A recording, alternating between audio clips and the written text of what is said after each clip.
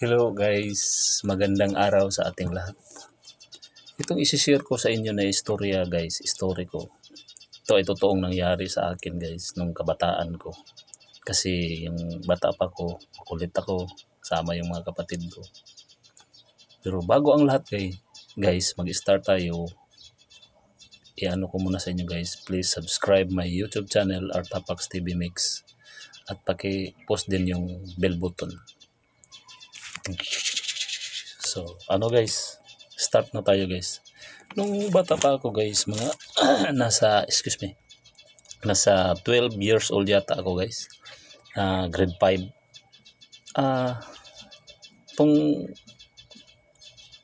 Ano ito guys, kasi wala akong pasok, naiwan ako sa bahay. At yung mga kapatid ko na tatlo, pumasok sila sa school. Ako, naiwan sa bahay. Yung mama ko pumunta sa bahay ng auntie ko, nagbabantay ng bata. So, naiwan ako sa bahay. At yung papa ko, papasok na din sa trabaho niya bilang isang jail guard. At yung panahon na yun guys, pag alis ng papa ko, hinihintay ko lang siya na umalis. Kasi alam nyo guys, na-addict talaga ako sa sugal dati guys. Lulong talaga ako sa baraha, yung anong tawag nun, yung piat-piat, yung flower, yung lucky 9. Yung edad ko yan guys, mga 12 years old, talagang nalulong ako sa baraha guys. So, bago to nangyari guys, na nahuli na ako ng papa ko. Kasi wala siyang trabaho noon, doon siya sa bahay. At umalis ako guys, pumunta ako doon sa tinatabuhan niya na sa provincial jail. At doon naglalaro ako ng piat-piat. Yung mga kalaban ko, yung mga preso. So hindi ko alam guys nga, nandun pala si papa sa likod ko, na nahuli niya ako guys. At pinalo ako ng yung ng bayabas, yung stick ng bayabas. So ito guys ang remembrance ko guys. So ito guys, itong na to guys, hindi ko talaga to makalimutan. Tumalsik yung mga dugo doon sa baraha.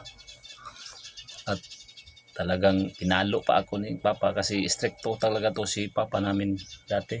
Ayaw niya talaga yung mga ganyan, mga sugal na ayaw niya talaga yan. Magalit talaga siya. So pagkatapos niya guys, umalis na si papa. So ang nasa isip ko, na pag alis niya, mga 8 o'clock umalis na siya, talagang punta ako doon sa mga kapitbahay namin na mga 30 meters lang layo, na nandun ang mga naglalaro ng baraha. So pag alis ni papa, sinabihan niya ako na mga 11:30 ihatid ko yung pagkain niya, tanghalian niya. Ay, lang ako, oo, ganyan, oo. Pero wala sa isip ko yan guys, ang nasa isip ko yung baraha guys. So pag alis ni papa, tiningnan ko lang siya. Pagpasok na niya doon sa kasi malapit lang sa bahay namin, umalis na din ako guys, nilako yung bahay. Doon naglaro ako guys. 8 o'clock mag-start, laro guys, baraha. Hanggang hindi ko na malayan guys, na umabot na pala ng 12 o'clock. Tumawag na pala si papa sa akin. Hinahanap na ako. At hanggang pagdating ng 12:30, lumabas si papa sa trabaho niya. Pinuntahan ako sa bahay, wala ako. So hinahanap ako niya. May nakapagsabi nga doon sa mga kapitbahay, naglaro daw. So pinuntahan ako niya doon guys. Pagdating doon, talagang nakita ako ni papa naghawid ng ng baraha. Hindi ako niya pinalo guys. Umuwi kami sa bahay guys, wala akong narinig na salita ni papa. Iba na ang pakiramdam ko guys. Pag ito hindi magsalita, talagang mag-ingat ka. Pagdating namin sa bahay guys, hindi siya nagsalita. Ako guys, takot na ako kasi alam ko kung ano ang tatay ko, ang papa ko. So pagdating na doon sa bahay, pinaupo niya ako. Then pagkatapos, may hinahanap si Papa. Sumasalangit na nga yung ano niya, kaluluwa niya. Hinahanap niya, kinuha niya yung lubid. At itinali niya sa paa ko, guys. Pagtapos niyang tali, guys,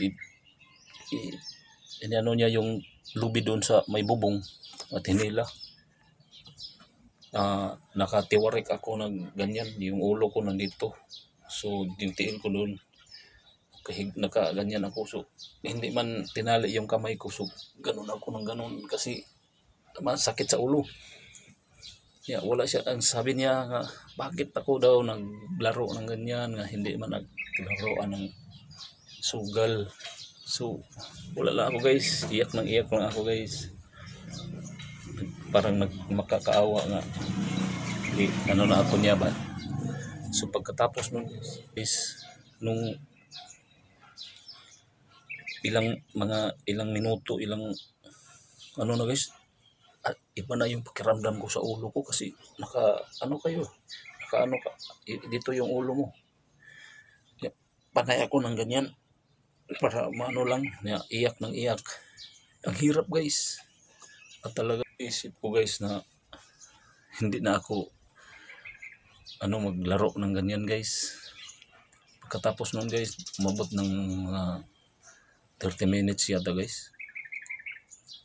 Tinanggal niya yung guys, yung lubid, at umupo ako dun sa gilid. Iyak ako ng iyak, guys. At hindi ako pinalo ni Papa. At ang sabi lang niya sa akin, niyakap niya ako at sabi niya sa akin, ayoko ng ganyan na mga magsugal. Talagang magagalit ako. Niyakap niya ako, guys. Umiyak ako ng uyak. Talagang naiiyak ako, guys. At iyak talaga ako. Niyakap ako niya. At pagkatapos nun, guys, katapos niya akong niyakap, sabi niya sa akin, kumain kami ng tanghali. Tanghalian kasi hindi pa ako nakakain eh. So kumain kami ng dalawa ni Papa. Pagkatapos nun, guys, sorry, guys. Pagkatapos nun, guys, kumain, bumalik si Papa doon sa trabaho niya. At doon ko na-realize, guys, na hindi pala mabuti yung pagsusugal. So hanggang sa paglaki ko, guys, hindi ko talaga yan makakalimutan. At alam nyo, guys, nung nangyari yun, hanggang ngayon hindi na ako nakahawak ng baraha, guys. Hindi na ako humawak ng baraha. Kasi pag humawak ako ng baraha, guys, bumalik yung mga nangyari sa akin. Talagang guys, pumasok talaga sa dibdib ko yun, guys. Yung pangyayari na yun, talagang masama talaga yan, guys. Yung maglaro ng ganyan, mga sugal ng ganyan. So yun lang, guys, yung ko sa inyo, guys. Yung mga bata ngayon, sa ngayon, guys, mahirap na ang mga yung mga bata ngayon, kasi pag masaktan mo, guys, may magagalit tayo pang mga magulang ang kasuhan pa tayo ng mga nangyayari sa government. Pero dati, guys, believe ako talaga, guys, kahit ganyan ang Papa ko, guys, nagpapasalamat talaga ako, guys, kasi natino kami, mga magkapatid, na ngayon hindi kami nag-aaway. Talagang yung pinagbili ng ama namin na magmahalan kayo, magkapatid.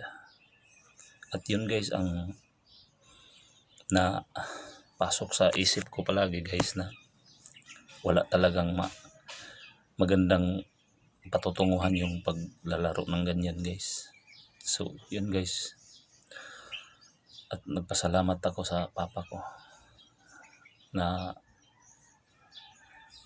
yung mga bata ngayon guys, pag pinalo kayo guys, yung mga bata ngayon pag pinalo kayo, alalahanin nyo mahal kayo ng mga magulang nyo. Pag hindi kayo pinalo, hindi kayo mahal ng mga magulang mo. Kasi yung pag pinalo kayo, patunay yan na mahal kayo ng mga magulang mo.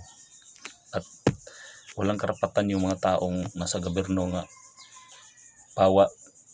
siguro yung mga na physical na nga, may mga na yung sobra na yan ang pero lang yung mga palo lang ng mga gatuan, pwede siguro. Kasi sa Biblia nakasulat doon, na nabasa ko, hindi ko lang na memorize yung verse na yun, pero nakita ko talaga doon, inuutos ng ating Panginoon na papaluin mo yung anak mo para magtino. Okay, kung hindi mo papaluin yung anak mo, ikaw ang sa iyo babalik yung mga ginagawa mo ng mga anak mo. Yun lang guys, at sana may napulot kayong aral nitong sinishare ko sa inyo guys. Salamat guys, at magandang araw sa atin, at please subscribe my YouTube channel, Artapax TV Mix. Thank you.